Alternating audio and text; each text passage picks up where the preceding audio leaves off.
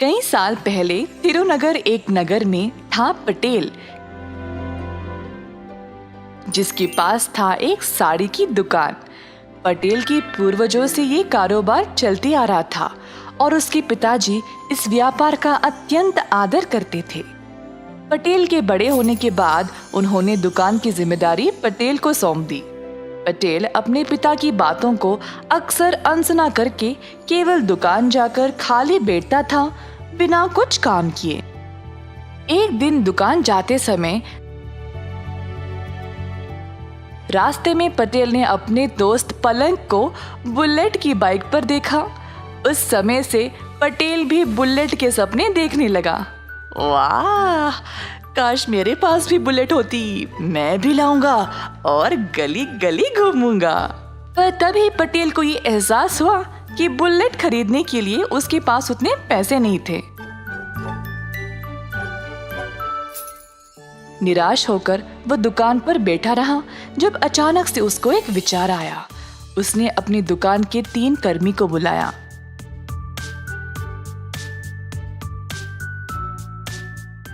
अरे जरा बताओ, हमारे पास पूरे कितने साड़ियाँ हैं? साहब जी, हमारे पास शायद लगभग 50 साड़ियाँ होंगी। बस 50? मुझे कम से कम 150 साड़ियाँ बेचनी है। अब और 100 साड़ियाँ कहाँ से लाऊं? साहब जी, मेरा दोस्त एक थोक व्यापारी है। उसके पास एक साड़ी तकरीबन 100 से 250 रुपये के बीच में मिल जाएगी। माल हमारे जितना अच्छा नहीं है, पर सस्ता तो है।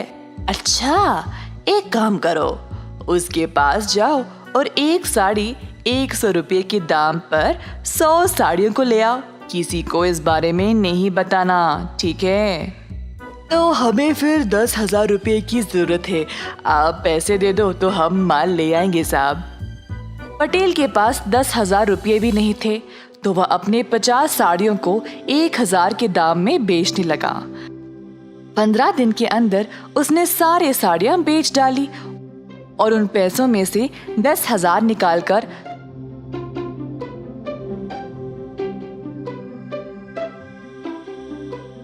100 और साड़ियां खरीद ले आया।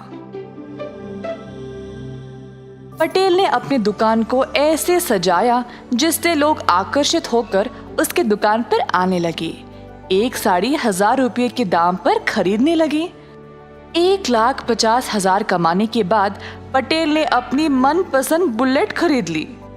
एक दिन पलंग और उसकी पत्नी मनीषा बाहर जा रहे थे। रास्ते में मनीषा ने एक आदमी को साइकिल पर साड़ियां ले जाते हुए देखा। साड़ी वाले को रोककर पूछा, भैया कितने में बेच रहे हो? 100 रुपये में एक साड़ी मैडम। अच्छा, जरा मुझे दिखाओ।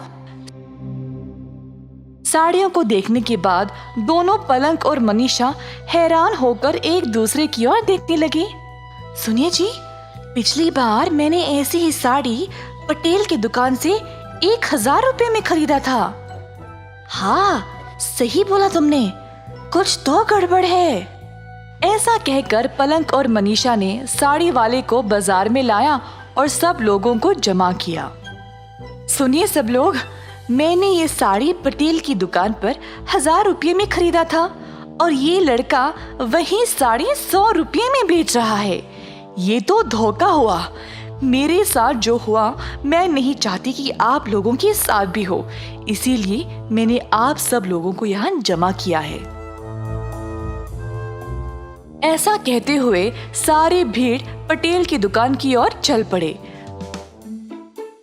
पटेल ने अपनी नई बुलेट के लिए पूजा करवाया और अपनी दुकान की ओर आया। दुकान के बाहर इतनी भीड़ जमा देखकर हैरान परेशान हो गया। 1,000 में एक साड़ी बेच रहे हो और ये एक पोछे के लायक भी नहीं है। तुमने 100 रुपयों की साड़ी को खरीदा और हम सबको 1,000 में बेच रहे हो। क्या ये ठीक है पटेल? सारी भीड़ पटेल के ऊपर टूट पड़ी और धमकी देने लगी कि अगर वो उनके पैसे वापस नहीं करेगा तो उसको शहर से बाहर निकाल दिया जाएगा।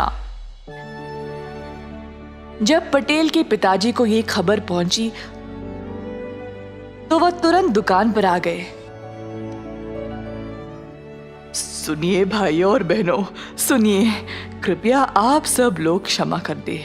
आप सबको हमारी दुकान के बारे में कई सालों से पता है ना। जो मेरे बेटे ने किया वो बहुत गलत है। मैं आप सबको पैसे वापस लौटा दूंगा,